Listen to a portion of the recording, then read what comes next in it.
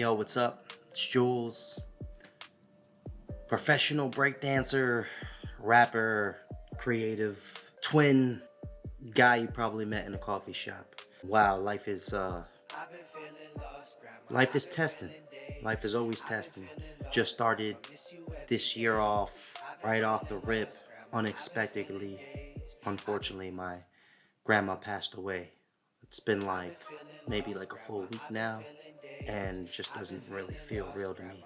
You know, I've had my grandmother my entire life. My entire life. I'm 33 years old. I had my grandmother my entire life, and she was only just 68 years old.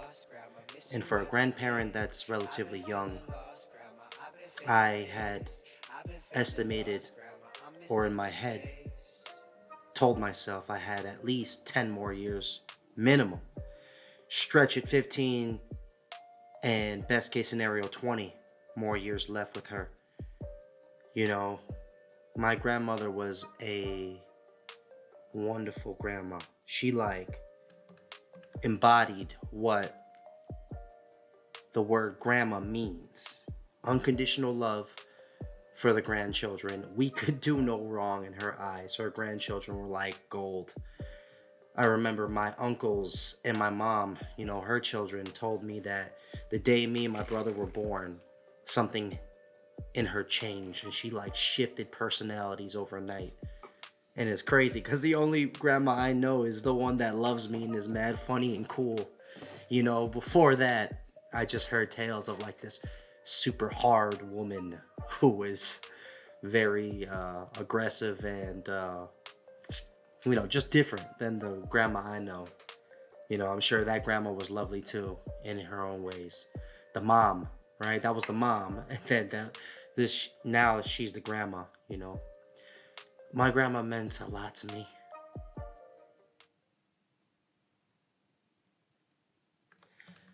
And it just doesn't feel real. We didn't see it coming. It just kind of happened. And just like that, she's gone. And man, I just feel a little empty inside. I can't lie. She lives on Crescent Street here in Astoria, Queens. Crescent and 21st Ave. It just brought me so much comfort to know that I could just go see her whenever I wanted to. Believe me, I did. I didn't take advantage of that at all. Or I guess I meant to say I did take advantage of it. I didn't take it for granted. That's what I meant to say. I saw her and just hung out with her. She was so cool. You have to understand, she was 68 years old. And for most of my years, and she's always been here. She's always been coherent, cognitive, always up to date on what's happening in the world, and used her own little slang. Hard New Yorker. If anybody has talked to my grandmother, that's what a New Yorker sounds like. Straight, heavy accent. And what I loved about her is that she was just so open and inviting. I could bring anybody to her, and I did. I brought so many people to meet my grandma just because when I had friends staying over from around the world, I had multiple people from all corners of the globe sleep on my couch. 9 times out of 10, I brought them to meet my grandma. She could just captivate you and just keep you in a conversation. It was like art. I don't know how to explain it. Just so charming with how she spoke without even trying, and it was a high energy, some type of eccentricness. I don't know if that's a word. And high energy, but at the very time, super real, honest, and very vulgar. Oh man, she didn't hold back. She let off F-bombs and curses, and it wasn't out of ill will or nature. It was just out of passion for whatever it was she was talking about. It was just so funny. Everybody who spoke to her just was smiling, laughing, and engaged. Just in it, like that. My grandma really believed in me and my brother, in our dream. Shit, we could have said we wanted to work at McDonald's and she would have been like, yo, you're gonna be the illest Mickey D's worker ever, right? But we chose to go the artist route. We chose to be professional musicians. And even before that, professional breakdancers. And during that part of my life, she supported me whole heavily. She bought me a chain that said B-Boy on it. It said B-Boy and it was like sterling silver, right? Man, I lost it. I feel so bad. That's why I don't like jewelry. I lose things easily. She bought me that because she wholeheartedly believed in me and my brother. Same transferred over when we wanted to do music.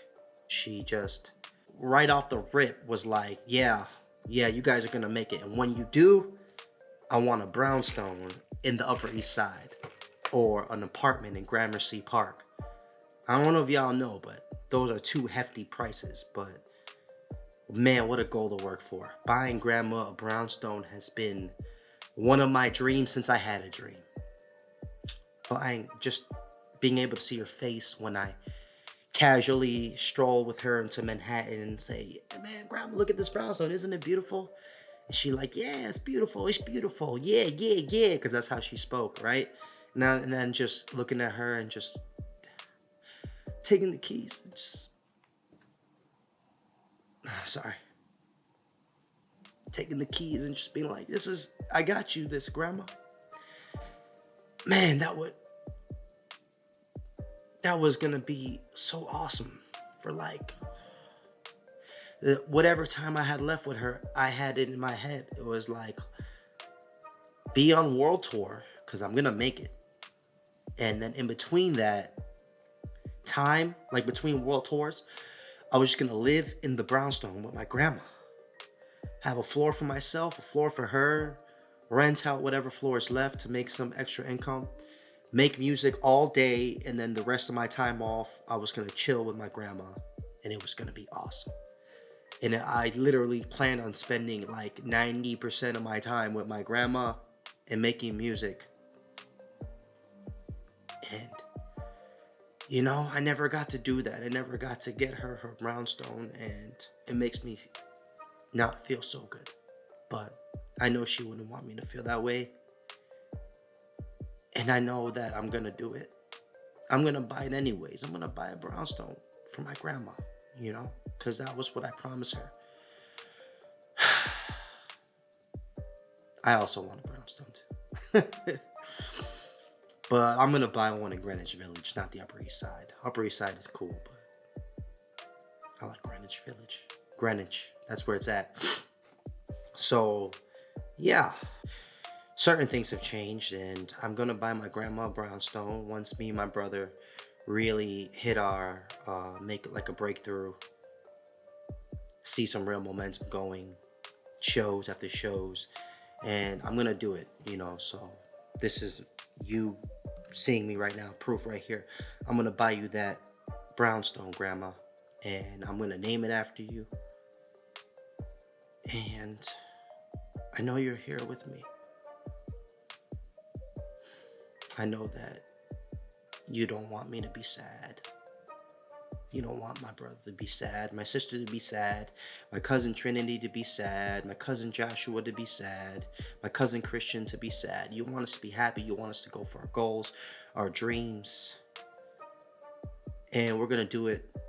All of us grandchildren are going to make it. I promise you that. We're going to do it. We're going to support each other. We're going to love each other. Emma. Sip of coffee right here. This is for my grandma. And I'm gonna do it for you, grandma. I'm gonna do it for you, for my mom, for my family. I love you so much. I miss you so much. I miss you so much, grandma. But I'm gonna do it, I promise. Alright. And yeah, I just wanted to talk about my grandma. Just wanted to remember her. Just wanted to share with everyone how wonderful she was. You know, me and my brother are working on a song currently for her, and it's gonna be real nice. So that's all I got for now. So peace.